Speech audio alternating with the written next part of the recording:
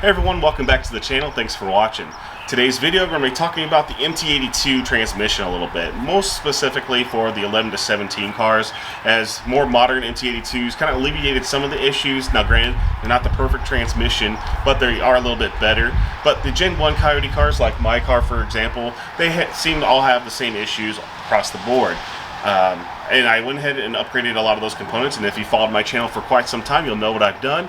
But just to kind of recap, I did upgrade to a twin disc clutch to avoid high RPM lockout, and I also upgraded the shifter to get rid of some of that vague feel and to alleviate me missing shifts. A lot of that, of course, is driver error, but it does help that every single shift is actually a nice planted feel.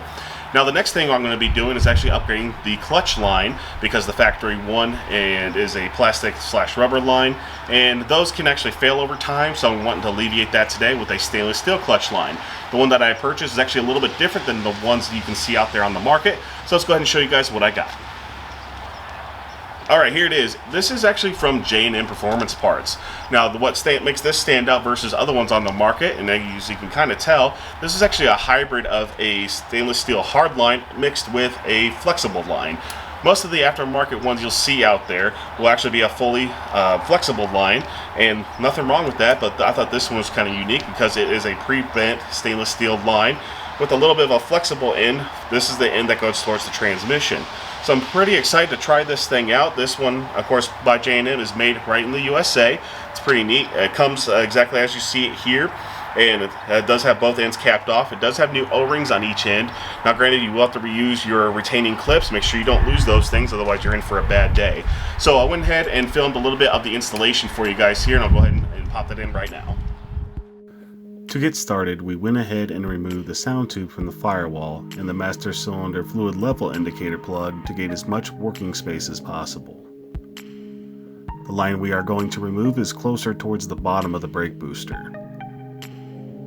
The line is secured in place with some retaining clips. Use a small screwdriver or a pick to release the clips from the factory line.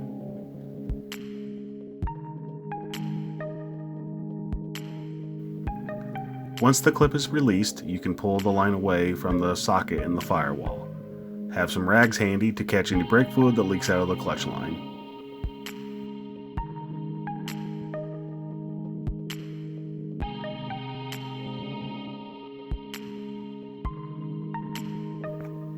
We used the included rubber caps from the new J&M clutch line to cap off the factory line ends.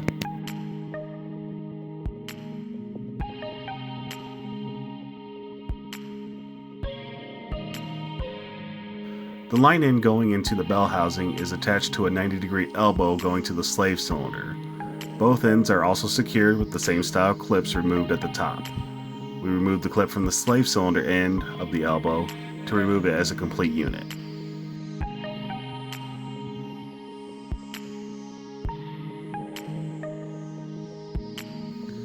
With both ends of the line detached, we removed the line from the top of the car. The line is molded in a way where it is not attached or anchored to any other component and should come out pretty freely.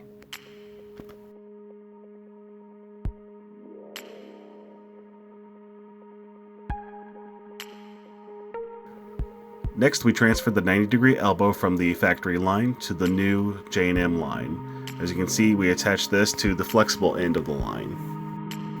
To install the new line, we found it easiest to route the line in front of the brake booster and under the master cylinder until the 90-degree elbow was close to the slave cylinder joint.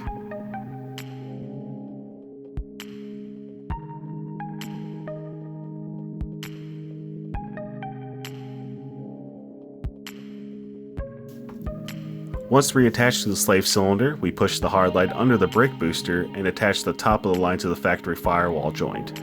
After that, we reconnected the fluid level indicator and topped off the master cylinder.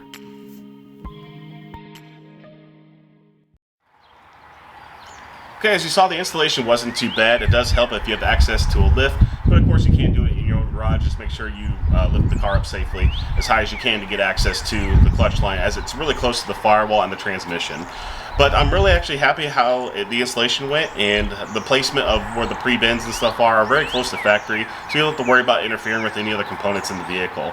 So I definitely highly recommend picking one of these units up. Again, it is a little bit more pricey, but that's because you're paying for a pre-bent hard line versus just a complete flexible line.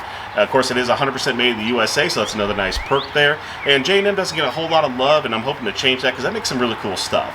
So that's pretty much going to be it for this video. Guys, just make sure that if you do want to upgrade your transmission before upgrading anything internally, the clutch, the helper spring, shifter, and of course the clutch line will definitely help you get the most out of your MT82, especially in the early ones.